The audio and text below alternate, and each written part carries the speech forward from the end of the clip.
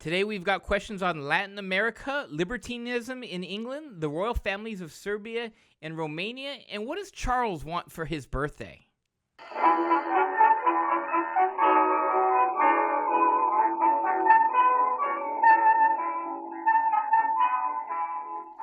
Welcome to another episode of Off the Menu, now being broadcast and podcast on the Crusade Channel. Talk radio the way it should be at crusadechannel.com. I'm your host, Vincent Franchini from Tumblr House, here with a labyrinthine Charles Coulombe.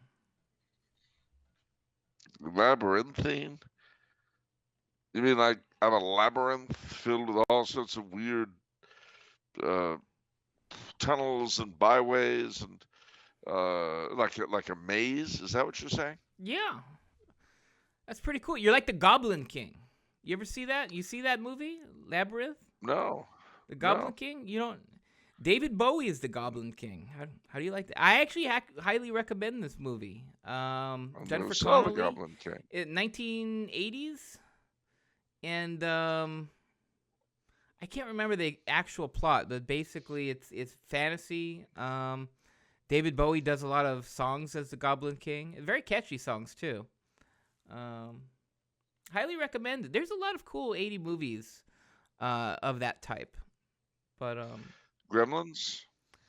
I didn't like Gremlins too much. That was a little weird. I was too young for that. That was a little too creepy. Goonies? Yeah, Goonies definitely very good. The Leprechaun? Isn't that I haven't seen that one, but isn't that like a really scary one? Yeah. I don't like that one. I would not see that. House in the Woods. I'm not familiar. Are you just saying random things? Oh, Warwick Davis was a leprechaun. He's the guy who played Willow. Wow, that's weird. Yeah,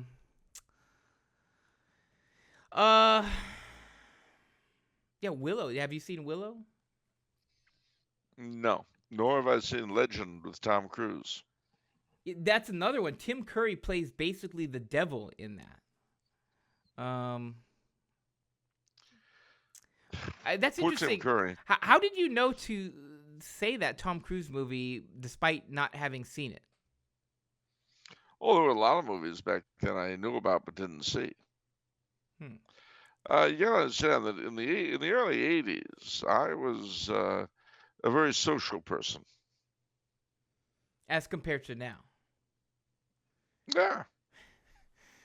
I was doing comedy. I was at parties all the time. I didn't have time to go to movies. Okay. The one movie I really remember seeing at that time was Indiana Jones, Raiders of the Lost Ark. I saw that when it came out. What'd you think of that? Oh, I loved it. I thought it was just great. Yeah. You don't talk and about 80s I saw the most movies recent one. Oh, what? Yet we don't talk about that. Let me stop you right there.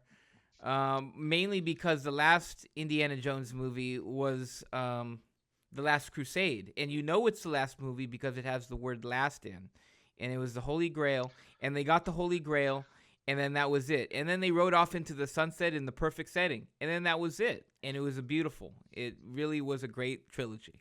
All right, so moving on. What was your favorite 80s? You don't talk about 80s movies a lot. You talk about the old time movies, but I feel like 80s. Did you just not see a lot of movies? Well, I didn't actually. I mean, it was a very, very busy time for me. I didn't really see a lot of movies. I saw a good deal of TV. Simon and Simon, Murder, She Wrote, Magnum PI. Okay. I saw a lot of TV, but movies I really didn't see a lot. Like obviously, I mean, I'm just gonna name some, like Ferris Bueller's Day Off. Yes, I did see that. I like that. Did you see My Cousin Vinny? Yes. Okay. That might be 90s I thought though, it was, but yeah. Yeah, and I thought also it was filled with demeaning stereotypes of Italo-Americans. That's okay. It's fun. No, but see, I was like a modern liberal.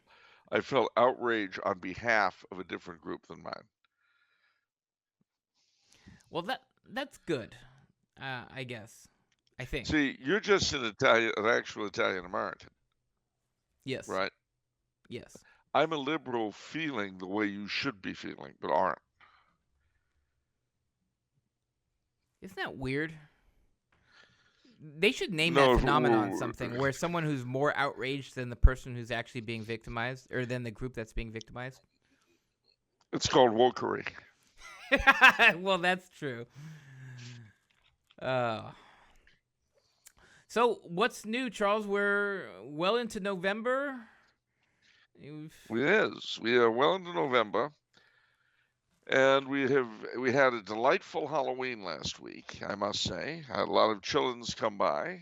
I carved a really spooky jack-o'-lantern. Now you may not believe me, but I have proof. I have utter and complete proof. You took a picture of it? Are you ready? Do you think I did? Okay. I did indeed. And tell me if you don't think this is creepy.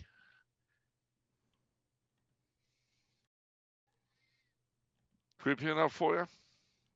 That's pretty good, to be honest. There it is. Oh, that's you behind. I could hardly. I was so drawn to looking at the pumpkin, I wasn't even looking at you being creepy behind it. Wow. Hmm. Yeah. But is the pumpkin not good and creepy? No, the pumpkin is great. It's a nice job you did there. Oh, it's a happy pumpkin. Well, it's exactly the same one I do every year, like I was taught by my daddy to do. The triangle eyes and nose and the grinning teeth. That is jack-o'-lantern. That is my alter ego. That is the thing that wakes up Nancy Pelosi in the middle of the night with phone calls. So, you thought you were going to hide from reality. Reality is waiting for you, toots. Ooh. All right. Was that creepy enough? I don't know if it was creepy because of the object you decided to focus on there, but yeah, you're kind of doing the Lord's work there, with your jack-o'-lantern stuff. Okay, what else? So your birthday's coming up. Birthday is coming up. I neglected to mention that this being where we are, all the kids prayed for my dad. Because I warned them that the price for my candies was they had to pray for the dead. And a few of them prayed right in front of me for them. What happens if they don't pray for your dead? Do they get like some curse or something? No, they don't do that. Don't be silly. I'm not Cardinal Mahoney. Okay. That's cool though. So No, what, I'm they not. say a Hail Mary right there or something like that? Yeah. Well, one kid actually sang the Latin, not the Dies Irae, but the Lux Perpetua Luciades, he sang. Wow. Requiem Aeternam Done Est Domine. Lux Perpetua Luciades, he sang. How old was he? 9. Wow. All right. So I felt pretty good. Well, this is a great place. Tomorrow, they're doing it not yesterday, on the 3rd, but tomorrow on the 5th, which is Sunday. They are doing here the Hubertus Messe, the Mass of Saint Hubert, patron of hunters, with the hunting horns and all that kind of stuff. You have some Jägermeister to celebrate? No. Why not? I thought St. Hubert's mark was on. I thought that's about St. Hubert. It is, but I don't really care for it. Ask your brother about the Jaeger babes. Jaeger babes? The Jaeger babes. He never told you about the Jaeger babes? No. Well, back in the days when uh, BJ's was Bennigan's, back in those far off days, there were a group of beautiful chicks who were promoting Jägermeister, and they were called the Jaeger babes. Okay. Wow. Yeah. Great. Um. Okay, I'm glad I you're impressed. I don't know. I mean, okay, Jaeger babe's great. So Kyle says, what does Charles want for his birthday? What does a Catholic monarchist, aging generation, me, French Canadian, normally get? Oh, you had to bring up the fact that it's also my birthday on Wednesday. That's right. What does he get? Well, I know what he wants. Money and booze. That's typical. Well, no, I mean, honestly, failing that, prayers are always welcome, believe me.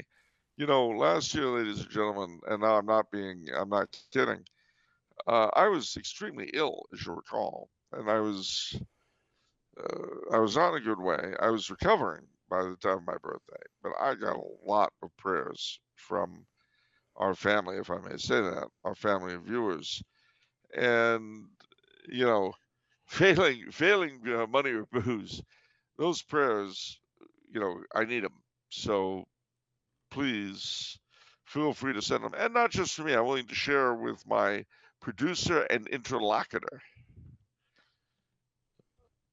You know who that is? That's me. That's right. So I'm willing to share my prayer hall. Okay, that's good. I can take that too. I mean, prayers, booze, money, we take it all. Yeah, but you never got prayers on the back of trucks, I'll tell you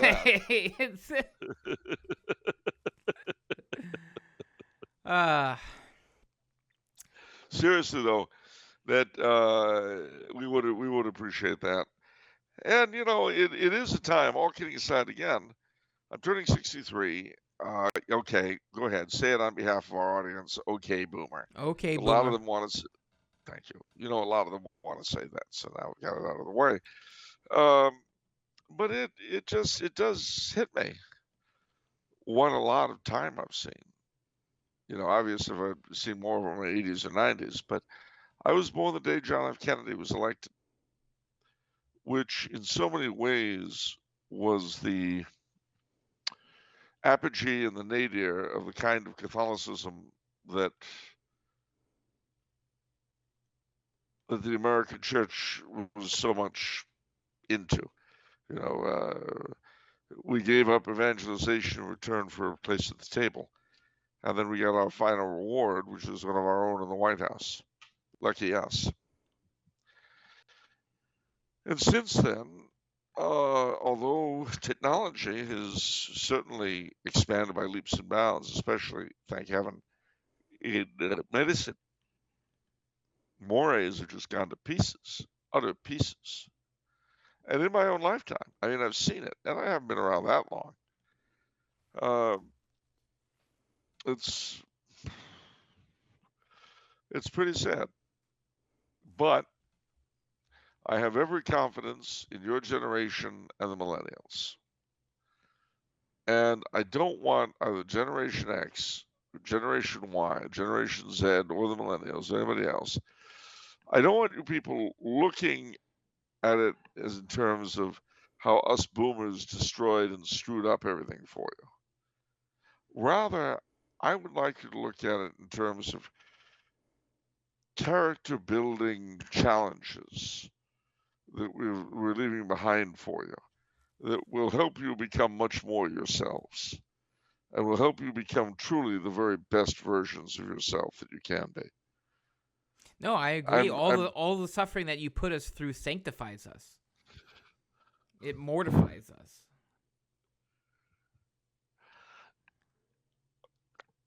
I don't know that I like it like that.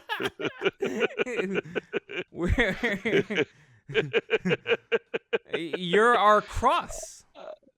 to Yeah, I carry. don't think I like that. I don't think I like that either. This conversation isn't going in the way I was hoping it would go. This really is not. Yeah, that's not at all what I was looking for. I was looking for affirmation. I was looking for support. I was looking for guidance. And you haven't given me any of those things.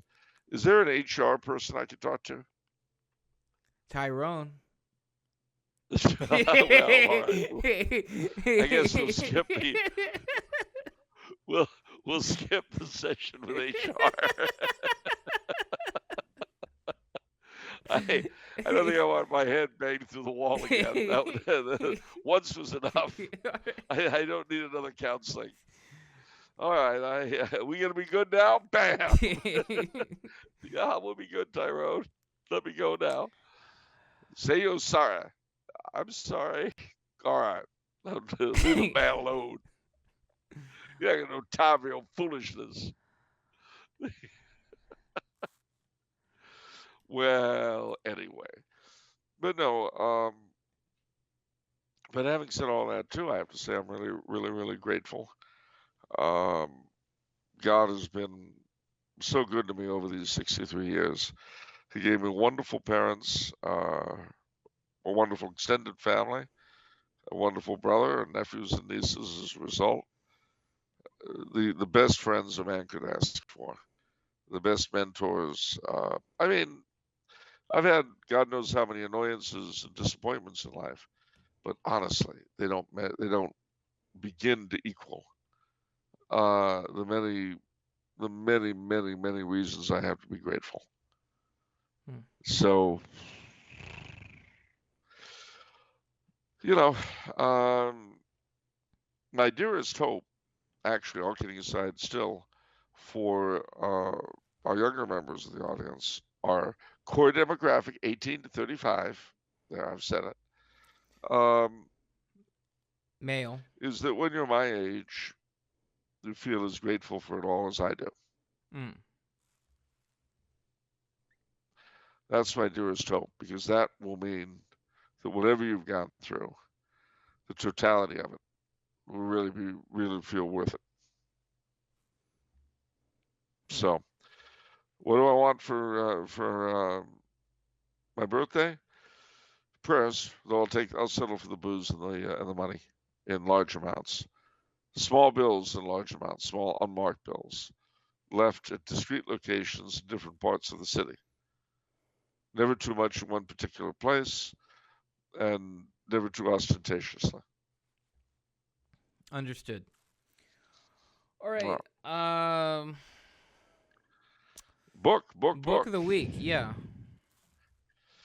The book of the week is in keeping with last week's Halloween and this week's this month's fabulous dedication to the Holy Souls. Remember, you can still get your plenary indulgence by visiting the cemetery through November 8th, the octave of All Saints, the octave day of All Saints, as well as the Feast of St. Michael in the Byzantine calendar and the Feast of the Four Crown Martyrs in the traditional calendar, and the Feast of Blessed Duns Scotus. So it's not the whole all of November. No, but all November is the month of the Holy Souls. The plenary indulgence is restricted to the 8 days. I had no idea. And but The book, but it's for the person you pray for, right? Not you. yeah, Oh, yeah, okay. exactly. So now the book. Are you excited? Yes, Mention I of the am. dead. You want to hear about the dead, do you?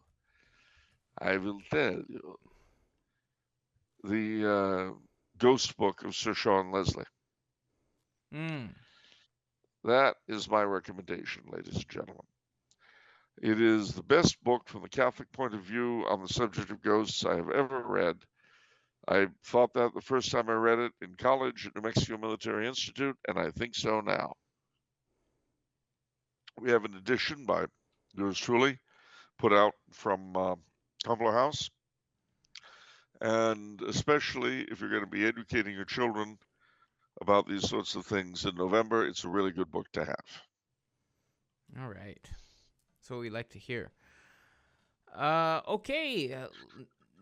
Going straight into the questions. Oh, gratuitous plug for to become a patron. We are offering free trials now. For Patreon. Get a week free. See how you like it. There's Patreon chat now. Get access to the pre-shows, which are about 45 minutes, 30 to 45 minutes. Get early access. And get your questions asked.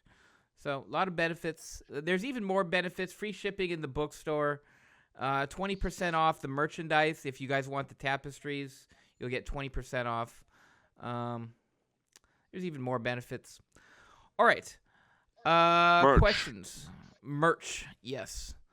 Could Charles talk about French guy number one? Good old French guy number one of our faves. He says, could Charles talk about the royal families of Serbia and Romania? It seems that these two countries have the best chance of restoring their monarchies in the next couple of decades. Sure. The king of Serbia today, the rightful king, though they call him the crown prince, is a gentleman called Alexander Karađorđević, who would be Alexander II if he were king. The origins of the Serbian monarchy, although there were medieval monarchs, the origins of the current Serbian monarchy lay in the 19th century. There were two rival clans, Karađorđević and Obrenović, that descended from two early fighters against the Turks in the 1830s.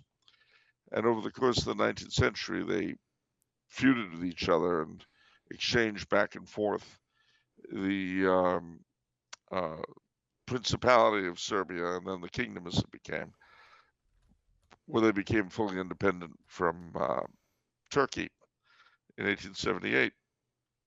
So in 1903, the last of the Obrenovićes, King Alexander, and his wife were overthrown and murdered in a coup led by the man, codename Apis, I never remember his real name, who organized the murder of Franz Ferdinand and thus gave us World War I. But he brought back to power King Peter I Karađorđević. And it was under Peter I that Serbia fought first with Turkey and then with Bulgaria and Greece, the First and Second Balkan Wars. They doubled the size of the country. And then in 1914, they went to war with Austria, as we know. Initially, they were completely defeated, and the Austrians and Germans overran Serbia with the help of the Bulgarians who came into the war. And so, for a short while, they were completely without territory. But eventually, with the other Allied forces stationed in northern Greece, they pushed forward. In 1918, they became one of the victorious Allies. And they were able to snatch Slovenia, Croatia, Dalmatia, and Slavonia, and half the Banat, from Austria and Hungary, and proclaimed the kingdom of Serbs, Croats, and Slovenes, which was under Peter Karađorđević. They also nicked Montenegro from his father-in-law, King Nicholas. Well, this united realm, when King Peter died, he was succeeded by King Alexander. Obrenović was also Alexander, but they call this one Alexander I. He tried to centralize the country, changed the name to the Kingdom of Yugoslavia, and tried to break down the autonomy of the Croats and the Slovenes. Created a lot of difficulties, although he was, he loved the Serbs. But he was assassinated by Croatian nationalists in 1934. His son, Peter II, became king, but he was a boy, so his cousin, Prince Paul, was regent. When World War II broke out, initially Yugoslavia joined the Axis. But then there was a coup d'etat, Prince Paul was overthrown, King Peter was proclaimed of age at 16, and Yugoslavia joined the war against Germany and Italy. Well, Germany, Italy, Romania, and Bulgaria all invaded Yugoslavia, and so it was pretty much destroyed. Croatia became independent, and they really carved up Yugoslavia. King Peter was forced to flee the country, and from that time on, his supporters, the Chetniks, fought against the Germans and also against the communists, uh, partisans under Marshal Tito. Initially, the Allies, and especially the British, supported King Peter's people, but once the United States got into the war, we began to support the communists instead. So when the war was over, the communists were firmly in charge of Yugoslavia, and King Peter was not allowed to return home. So he came to the United States and eventually died in Colorado in 1971 and had his funeral in the Church of Christ the Savior in Arcadia, California, the Serbian Orthodox Church. And then his body was put in the cemetery in Libertyville, Illinois, the Serbian Orthodox monastery there. Well, his son joined the British Army, Crown Prince Alexander. He married initially a Princess of Orleans and Braganza, and they had children.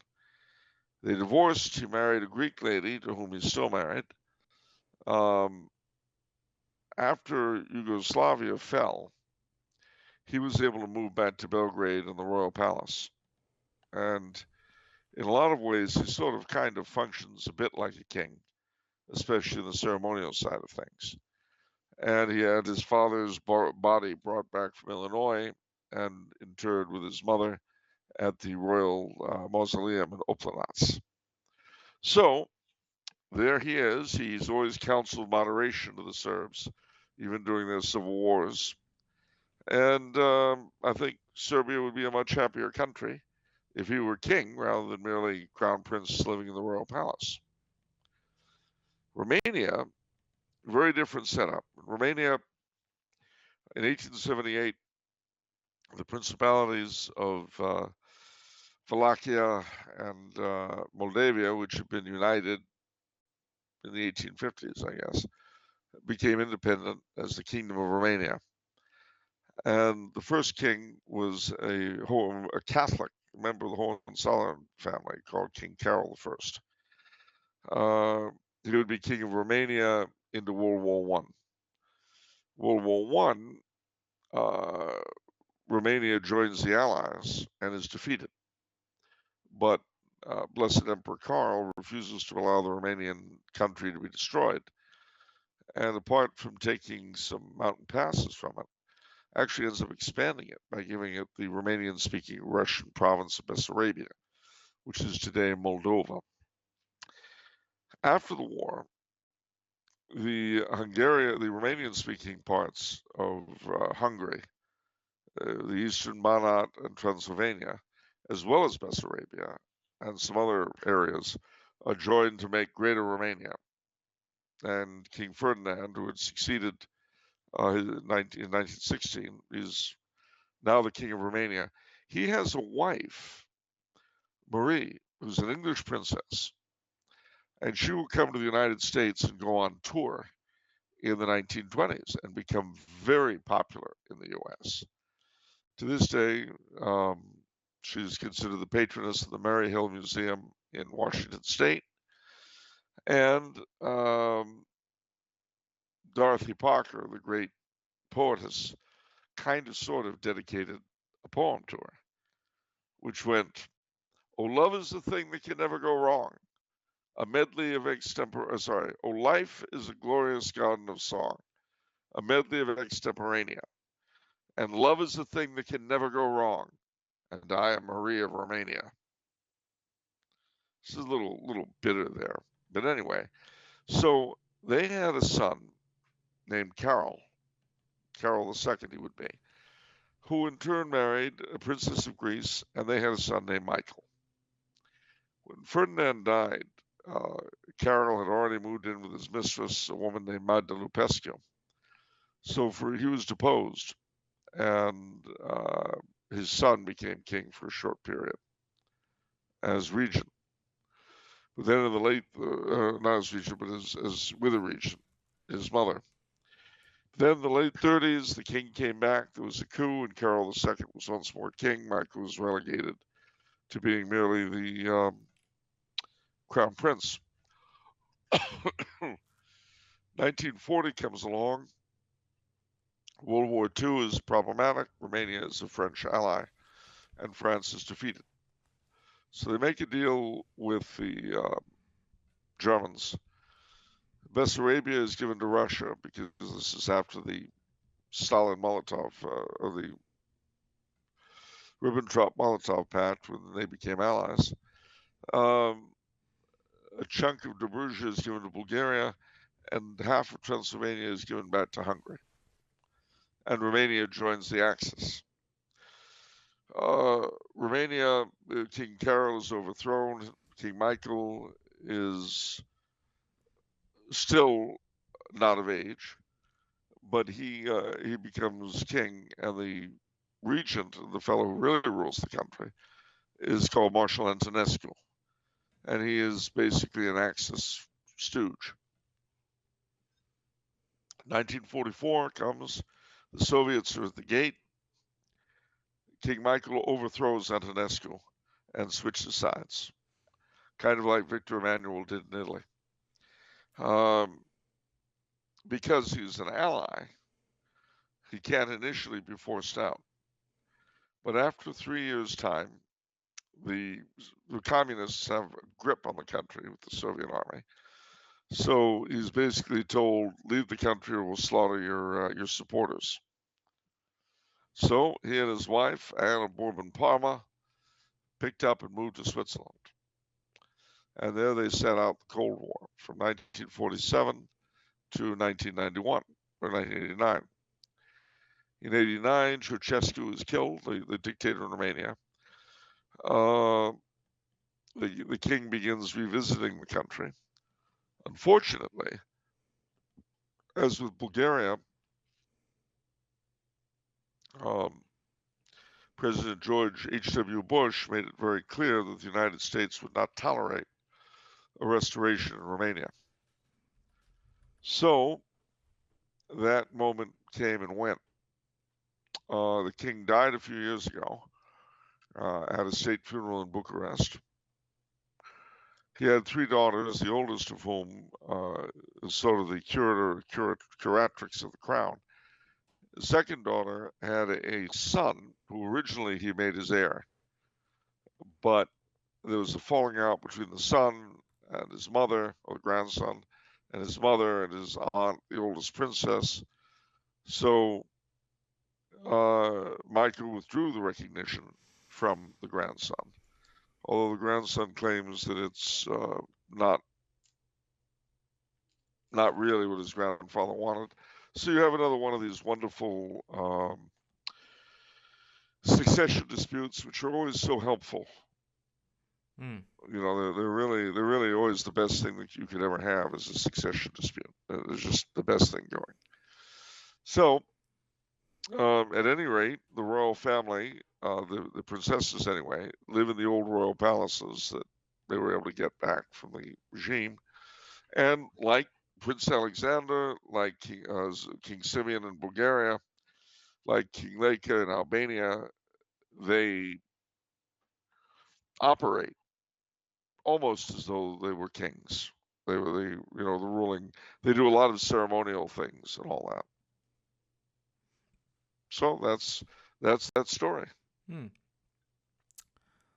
All right. Why? John says, why isn't Latin America traditionally considered to be a part of the Western world? Racism, and I'm not joking. Pure and simple, because an awful lot of their populace are not white.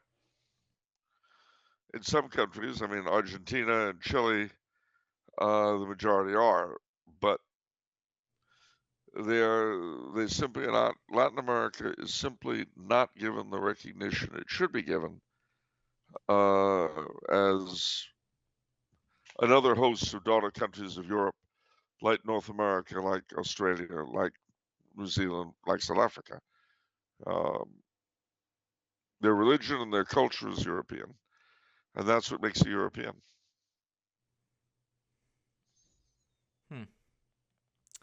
I feel like there's more talk about Brazil um, than everyone else in South America. I know Brazil got lumped into BRIC, Yep. BRIC, so that's Brazil, Russia, India, and China. The really countries that are growing a lot. Um, yeah, it's interesting though that you have to be the one to make the racist charge and nobody else. Like liberals, for example, right? Like why isn't this Well, hot for like why haven't I heard this? Well, other than that, I don't watch CNN, but um, why don't you hear this in mainstream media? partly because they don't like Western civilization anyway, so they wouldn't consider it to be a compliment. But I think Western Christian civilization is the greatest thing on the planet. And, I believe that Latin America is as much a part of it as the United States or Russia.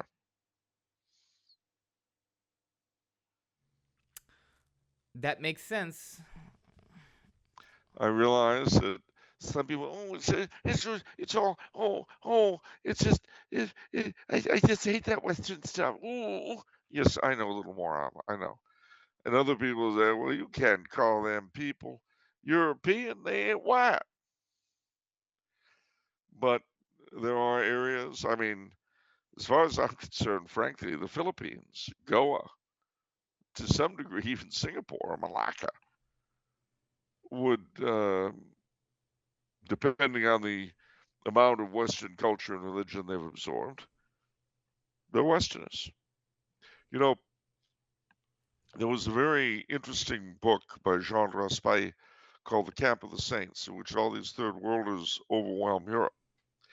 But amongst the last defenders of Europe is this Indian fellow who was the last representative of Pondicherry in India, the old French colony, in the French Parliament. And his response to the question, well, why are you here alongside us instead of with them? And his response was, being European is not a question of color, it's a question of mind. And I agree with that. Hmm. All right. Right, Connor says, what was the relationship between the Kingdom of Hungary and the principalities of Wallachia, Moldavia, and Transylvania? Well, originally, those three were tributary states to the Ottomans when the Ottomans came up. Hungary was not. In 1526, Hungary was defeated at the Battle of Mohacs by the Turks, and most of it was occupied. The small area that was not was protected by the Habsburgs, and the capital was Pushon, Pressburg, or as some people call it, the city of carps in bathtubs. Anyway, the what? Anyway, so the long and the short of it is that there things stood until the 1680s, when under Eugen of Savoy, the Austrians pushed the Turks back out of Hungary and eventually out of Transylvania. And the King of Hungary, that is the Habsburg Holy Roman Emperor, became Grand Prince of Transylvania. And Transylvania had its own separate versions of its own separate institutions from the Hungarians. And these, amongst other things, included the three nations of Magyars, Székely, and German Saxons. And eventually Romanians began added to make a fourth. Meanwhile, Wallachia and Moldavia remained uh, tributary states under Turkish aegis. Uh, this would remain the case until the 19th century. In the 1850s, as we mentioned earlier, Wallachia and Moldavia were united into one Romania. Transylvania lost its separate institutions to Hungarian centralization in 1867, although the Emperor of Austria / King of Hungary remained the Grand Prince of Transylvania. Then the Romania, as we mentioned earlier, after World War I, got Transylvania from Hungary. Had to give it up temporarily during World War II. Got it back by thanks to the communists after World War II, and now all three are part of Romania. Right. Jared says, "Hello, Charles and Vincent. May Charles please speak about the folklore surrounding, I don't know if it's Houska or Houska Castle in the Czech Republic. Is it really built over a portal to hell to keep demons from escaping and ravaging the world?" Well, that's what all the internet sites say. I don't know how true that is. I don't know the provenance of the story. I don't know the first thing about it.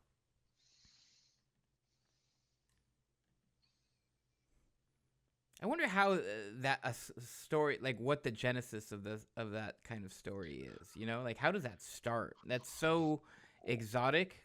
How can that possibly start?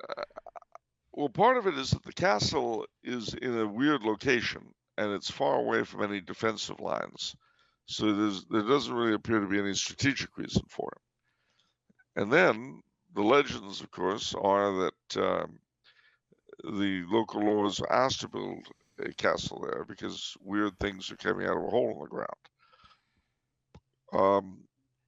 The architecture of the castle suggests that the defenses are all oriented inward rather than outward, as is the case with most castles. It might be that the folklore is true in some sense. It could also be that there was a prisoner of some kind there whom they didn't want to allow to escape. Perhaps it was a prison for witches or something in the old days. I don't know. But those are guesses on my part, nothing more.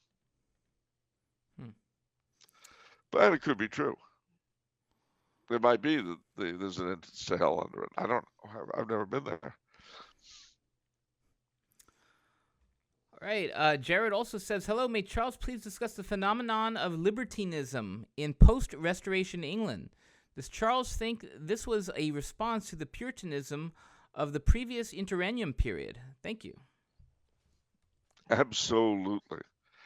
Libertinism was the rampant immorality and promiscuity of the rakes of the Restoration era.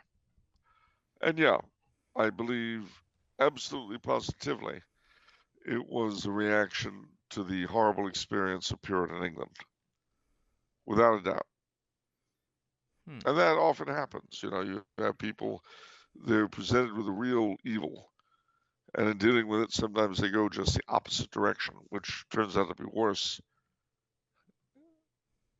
So it's about all I can tell you about that. All right. Final question for this episode is from Christopher, who says, "Would Charles discuss devotions to St. Thomas the Apostle? I've always done the my Lord and my God thing during the elevation of the host, but this past Sunday, after a week in which I found myself questioning my faith quite a bit, I said it and the words seemed to take on a much stronger meaning. I felt St. Thomas standing over my shoulder, and the words, 'As you are, so was I,' came to mind. Doubting Thomas seems like a ready-made patron of those who are honestly struggling with belief, yet I am unaware of this being the case. Thank you for the fine work you gentlemen do." Well, for one thing, St. Thomas is the patron of India. And so his shrines in Madras and elsewhere are really, really, really big. He brought the faith to India. And the Malabar Christians call themselves the Christians of St. Thomas. Um, they're very devoted to him. They have a lot of prayers to him as a result. I don't know of a devotion to him as the Doubting Thomas, but it seems like a very good one for people who doubt. I mean, it would make perfectly natural sense. And if you have a strong personal devotion to him, I would certainly go that route. I think the idea of adopting him as the patron of doubters is a good idea, especially today when there's so much of it. And, you know, especially if you feel that kind of personal connection to him, I look into some devotions, etc. You keep on, and now here, these guys say he's patron saint of doubters and architects. So there you have it. If you're a doubting architect and you're of Indian descent, you have him 3 ways. All right. That's it for this episode. Charles, do you have any closing thoughts? Well, yes. We're going to be doing the next one on Remembrance Day. We'll be remembering the dead, our glorious dead. I'll probably be eating a glazed donut at some point during the festivities, I think. I think that'll be good. And if that weren't all, let's face it, all the leaves are brown and the skies are gray. But I've been out for a walk on such an autumn day. I'd be safe and warm if I were in LA. California dreaming on such an autumn day. You know, I stepped into a church I passed just the other day,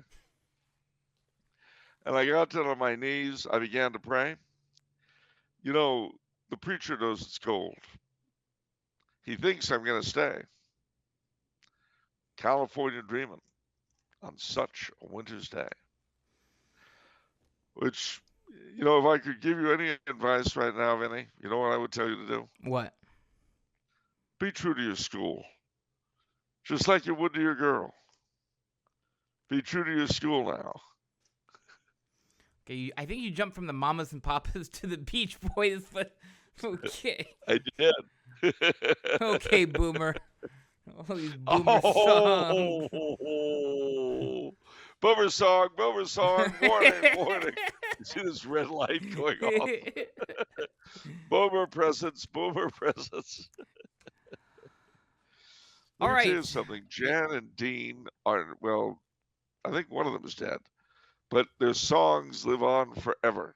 Dead Man's Curve, Surfing Safari. Right.